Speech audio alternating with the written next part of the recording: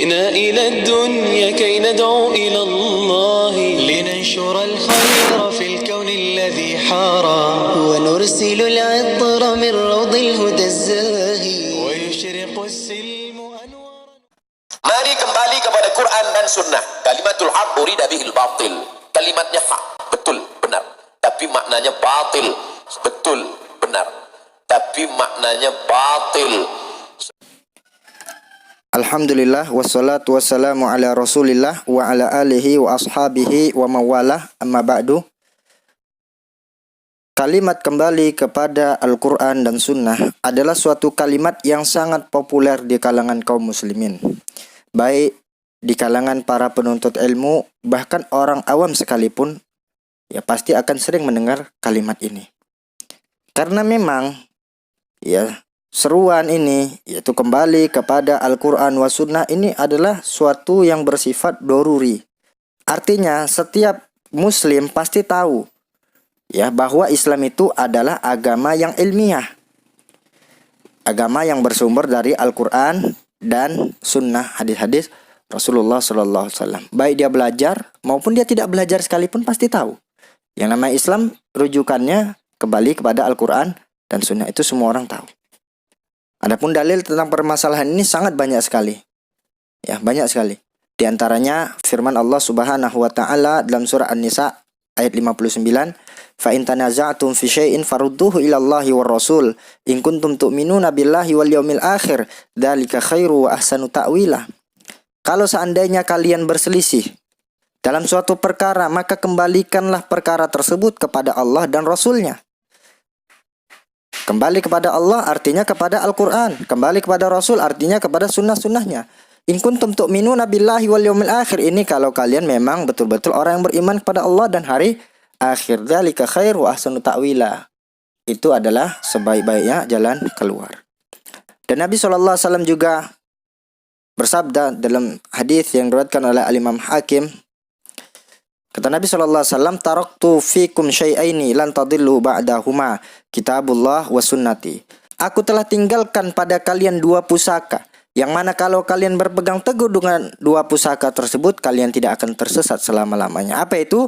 Kitabullah, Al-Quran, wa sunnati, dan sunnah-sunnahku, hadis-hadisku, ajaran-ajaranku. Itu kata Nabi SAW.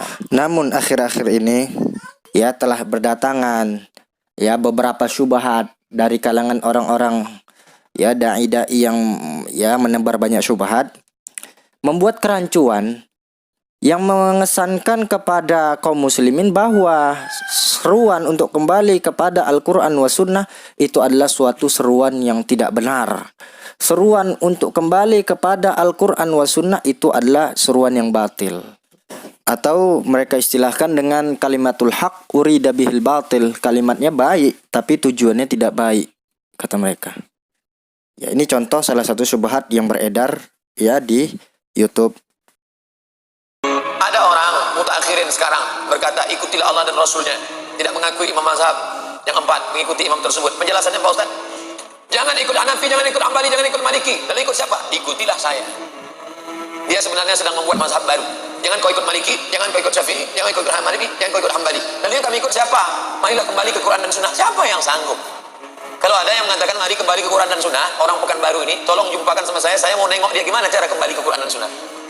Ternyata setelah dia ngomong mari kembali ke Quran dan Sunnah, mari kembali ke Quran dan Sunnah, mari kembali ke Quran dan Sunnah, ujung-ujungnya kembali ke Quran dan Sunnah melalui kitab Syekh Abdul Aziz bin Baz, Syekh Ibnu Utsaimin, Syekh Al-Albani, tetap juga bermazhab dengan guru-gurunya. Yang nggak sanggup kembali ke Quran, langsung pegang Quran. Mari kembali ke Quran dan Sunnah. Coba Bapak baca Al-Quran, buka. Kok tahu Bapak artinya? Nih, terjemah Depak. Baca Quran aja masih buka terjemah. Apa yang disampaikan oleh Al-Ustadz Abdul Somad hadahullahu ta'ala, semoga Allah memberi hidayah kepada beliau dan kepada kita semua. Yang beliau sampaikan di sini sangat jelas sekali, yaitu celaan kepada orang-orang yang selalu mengajak manusia untuk kembali kepada Al-Quran wa Sunnah. Dan kita semua di sini tentu telah paham siapa yang beliau maksud. Tentunya adalah da'i sunnah, da'i salafi, ahlus sunnah wal jamaah. Di sini beliau membuat fitnah yang sangat luar biasa, ya akan bisa menipu banyak orang, terutama orang-orang awam yang jauh dari ilmu, akan mudah sekali tertipu dengan syubhat yang seperti ini. Akhirnya ya kaum muslimin menjadi anti dengan kata-kata kembali kepada Al-Quran wa Sunnah. Ya, ini tujuannya. Dan di sini beliau memberikan tuduhan yang sangat keji, ya, bahwa dai-dai, orang-orang yang menyuruh untuk kembali kepada Al-Quran wa Sunnah, mereka adalah orang-orang yang tidak mau menerima pendapat para ulama, ya, terutama ulama mazhab. Mereka tidak mau menerima pendapat Abu Hanifah, Imam Syafi'i, Imam Malik, dan Imam Ahmad. Mereka tolak semuanya, dan mereka ya memahami Al-Quran wa Sunnah dengan cara mereka sendiri, ya, yang diistilahkan dengan mereka buat mazhab baru.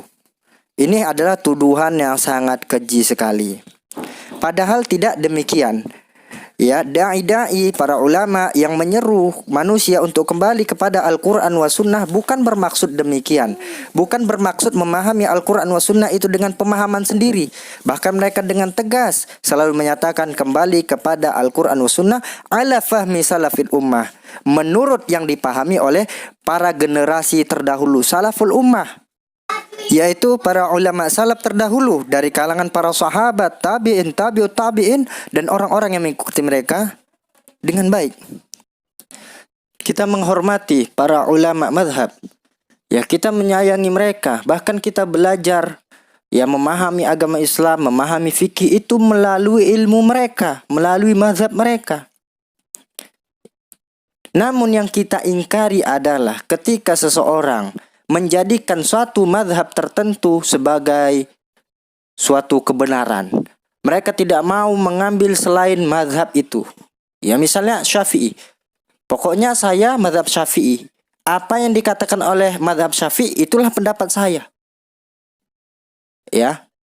Apapun dia, nggak mau tahu, pokoknya harus Syafi'i. Selain Syafi'i saya nggak mau terima. Ini yang kita ingkari. Ini namanya taklid. Lalu yang benar seperti apa? Yang benar adalah sebagaimana yang diwasiatkan, yang dinasihati oleh ulama mazhab itu sendiri. Sebagaimana yang diwasiatkan oleh Al-Imam Abu Hanifah, Imam Malik, Imam Syafi'i, Imam Ahmad. Itu yang benar. Bagaimana caranya? Ketika terjadi perselisihan di antara mereka, di antara ulama mazhab, maka kita ambil pendapat salah satu dari mereka mana yang paling sesuai dengan dalil. Jadi intinya dalil. Patokan kebenaran itu dalil. Siapa yang lebih kuat argumentasi dalilnya, maka itu yang kita ambil. Seperti ini yang harus kita tanamkan di kalangan masyarakat. Bukan harus ikut pada satu mazhab. Gak peduli dalilnya apa. Mau benar, mau salah, mau doif, mau maudhu. Pokoknya mazhab itu ya itu. Gak boleh ganti. Ya, nggak boleh berpaling kepada mazhab yang lain. Ini pendapat apa yang seperti ini? Ulama terdahulu, ulama mazhab pun nggak ngajarin kayak gini gitu loh. Lalu ada yang mengatakan, berarti Anda lebih pintar daripada Imam Syafi'i. Kok berani menyelisihi Imam Syafi'i dalam perkara ini? Maka kita jawab, kita bukan lebih pintar daripada Imam Syafi'i. Namun Imam Ahmad mungkin lebih pintar daripada Imam Syafi'i dalam hal ini. Atau ketika kita menyelisih Imam Malik dalam satu hal, kita mengatakan kita bukan lebih pintar daripada Imam Malik dalam hal ini. Namun Imam Syafi'i lebih pintar daripada Imam Malik dalam hal ini. Itu yang kita jawab. Jadi kita meninggalkan pendapat suatu ulama, berpaling kepada pendapat ulama yang lain. Bukan pendapat kita sendiri, bukan. Kita menolak suatu pendapat ulama dikarenakan ada pendapat ulama yang lain yang lebih sesuai dengan Al-Quran wa Sunnah, yang argumentasi Al-Quran wa Sunnahnya lebih kuat. Itu yang kita ambil. Jadi kita menerima pendapat ulama itu karena dalilnya, bukan karena ketokohan ulama itu.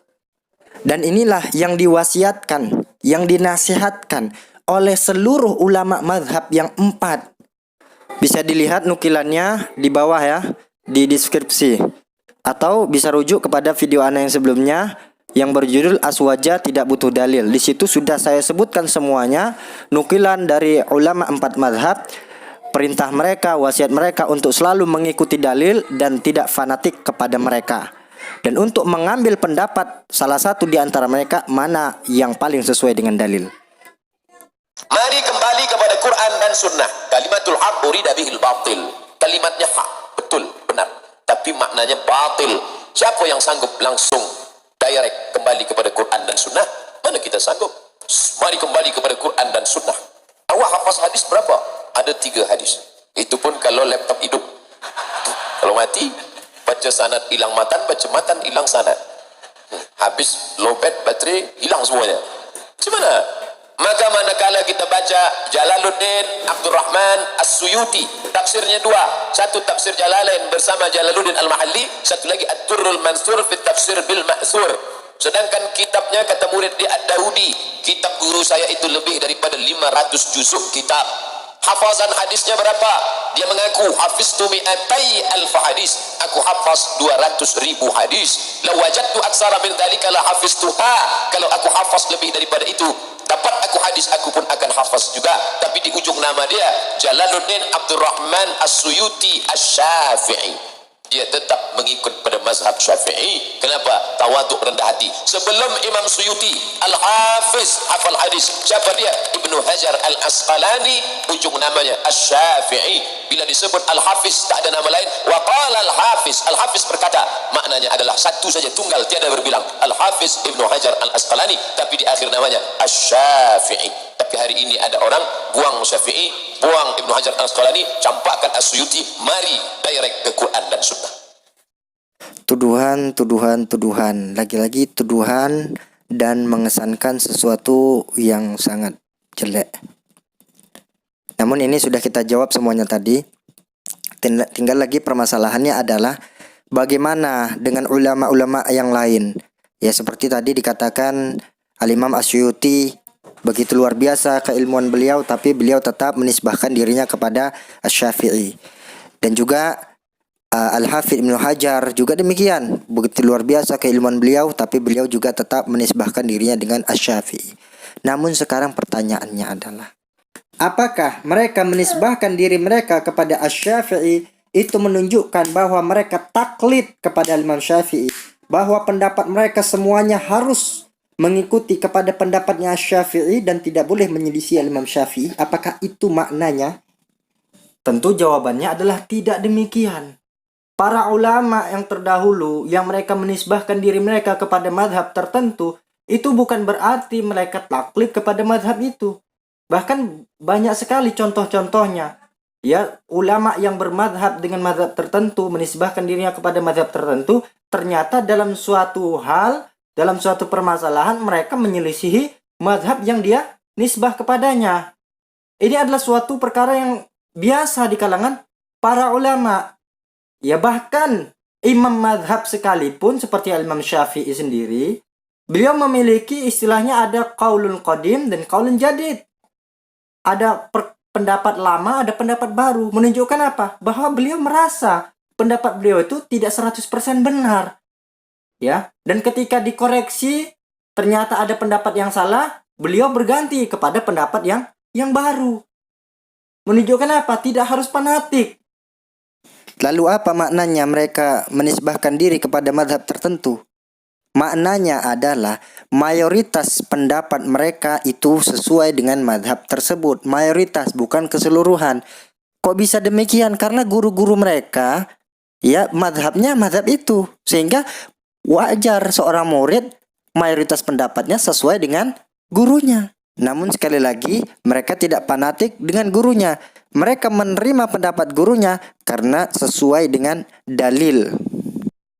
Sebagai contoh, Al-Imam Nawawi rahimahullah ta'ala sebagaimana di dalam kitab Majmu' Syarh Muhadzab jilid 1 halaman 63, ketika beliau Al-Imam Nawawi menukil perkataan Imam Syafi'i tentang wajibnya mengikuti hadis dan meninggalkan pendapat beliau jika bertentangan dengan hadis, Al-Imam Nawawi rahimahullah ta'ala memberikan komentar.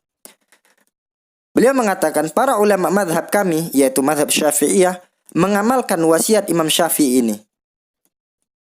Bahkan kata beliau, sejumlah ulama senior mazhab Syafi'i, jika melihat suatu masalah fiqhiyah yang terdapat di dalamnya sebuah hadis dan ternyata hadis tersebut bertentangan dengan mazhab Syafi'i, maka para ulama tersebut mengamalkan hadis dan berfatwa sesuai dengan isi hadis tersebut. Dan mereka mengatakan bahwa mazhab Syafi'i adalah apa yang sesuai dengan hadis. Ini adalah pengakuan Al-Imam Nawawi rahimahullahu ta'ala. Menunjukkan apa? Menunjukkan bahwa mereka walaupun menisbahkan diri kepada madhab tertentu, itu tidaklah menunjukkan bahwa mereka fanatik kepada madhab tersebut.